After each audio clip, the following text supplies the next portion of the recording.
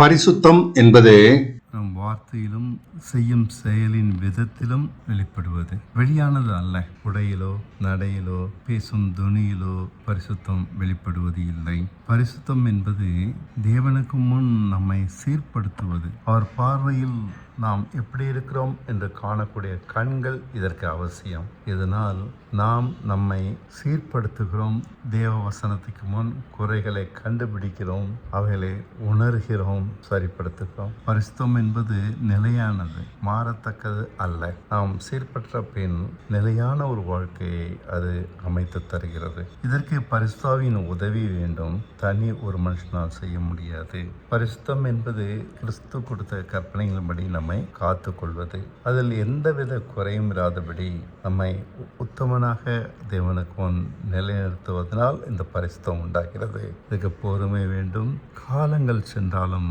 இதை அடைந்திட முடியும். சீக்கிரத்தில் தேவனை நாம் இப்படித்தான் ஆராதிக்க முடியும்.